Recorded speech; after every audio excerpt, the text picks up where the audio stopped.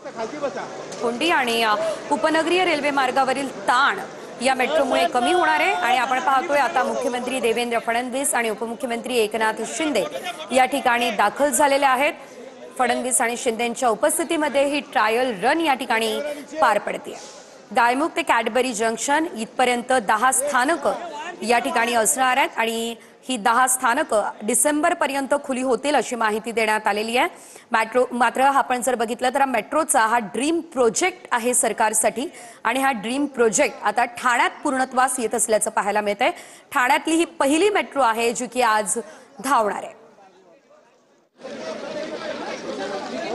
अरे राहू दे रे, कुठेही असला तर काय येईल सगळं, तुम्ही शांत राहा।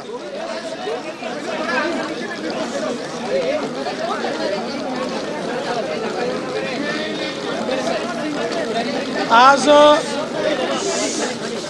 मेट्रो 4 अ म्हणजे वडाळा, घाटकोपर, मुलुंड, कासरवडवली, गायमुख या अतिशय महत्त्वाच्या मार्गाचं पहिल्या टप्प्याचं टेस्टिंग या ठिकाणी आम्ही करतो आहोत। ठाणेकरांकरता हा मार्ग अतिशय महत्त्वाचा असणार आहे। जवळपास 35 किलोमीटरची एकूण लांबी या मेट्रो 4 ची आहे। त्यामध्ये 4 ची लांबी 32 किलोमीटर आणि 4 अ ची लांबी ही 2.88 किलोमीटर अशी एकूण 35 किलोमीटरची लांबी आहे। एकूण 32 स्थानकं याच्यामध्ये आहेत आणि जवळपास या ठिकाणी 16,000 कोटी रुपये याकरता खर्च करण्यात येत आहेत। अपेक्षित आहे की दैनंदिन प्रवासी संख्या 13,43,000 हा पूर्ण मार्ग सुरू झाल्यानंतर या ठिकाणी असणार आहे। याकरता मोगरपाडा येथे डेपो करता जागा उपलब्ध करून देण्यात आली आहे। जवळपास 45 हेक्टर जागा त्या ठिकाणी उपलब्ध झाली असल्यामुळे मेट्रो 4, मेट्रो 4 अ, मेट्रो 10 आणि मेट्रो 11 अशा सगळ्याच डेपो म्हणून त्या ठिकाणी एक मोठं काम होणार आहे।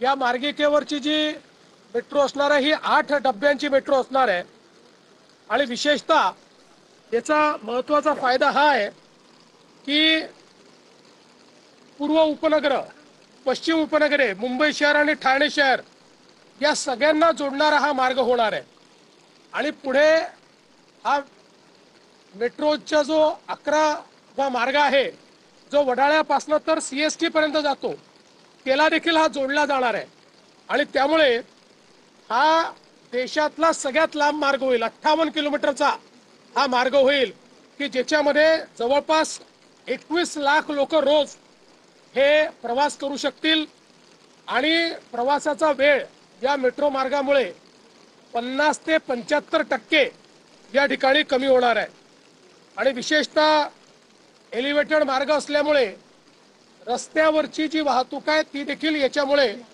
मोठ्या प्रमाणात नियमित होणार आहे। मला अतिशय आनंद आहे की हा एक महत्त्वाचा टप्पा आज या ठिकाणी करतो आणि टप्प्याटप्प्यानं पुढच्या वर्षाच्या शेवटापर्यंत याचे सगळे टप्पे हे प्रवाशांकरता खुले झाले पाहिजेत अशा प्रकारचा आमचा प्रयत्न आहे। मी विशेषतः राज्याचे उपमुख्यमंत्री श्री एकनाथ शिंदेजी यांचं अभिनंदन करेन की हा टप्पा होण्याकरता त्यांनी विशेष प्रयत्न केले आणि सगळ्यात महत्त्वाचं जे आपल्याला मोगरपाड्याला डेपोची आवश्यकता होती त्याकरता त्यांनी स्वतः लक्ष घालून अनेक अडचणी या डेपोच्या लँडमध्ये होत्या पण त्या अडचणी दूर केल्या आणि ती लँड, ती जमीन डेपो करता मिळवून दिली। आमदार सरनाईक यांनी देखील या डेपोमध्ये विशेष प्रयत्न केलेले आहेत। त्यामुळे या संपूर्ण जी काही आपली मेट्रो आहे या मेट्रोला एक चांगला वेग आलेला आहे आणि मी ठाणेकर आणि मुंबईकर दोघांना विश्वास देऊ इच्छितो की पुढच्या वर्षीच्या शेवटापर्यंत यातलं मॅक्सिमम काम आम्ही पूर्ण करू पण तरी काही काम मात्र हे 2027 पर्यंत जाईल। मात्र एकदा हा मार्ग झाला की ठाण्यापासून तर CST पर्यंत 58 किलोमीटरची सर्वात मोठी मार्गिका ही मुंबईकरांकरता, ठाणेकरांकरता या ठिकाणी उपलब्ध होणार आहे मी याकरता MMRDAचं मनापासून अभिनंदन करतो। MMRDAने अनेक अडचणींचा सामना करत असताना देखील हे काम पूर्णत्वाकडे ते नेत आहेत आणि यापुढेही माझी अपेक्षा आहे की MMRDA अधिक वेगानं हे काम पूर्ण करेल।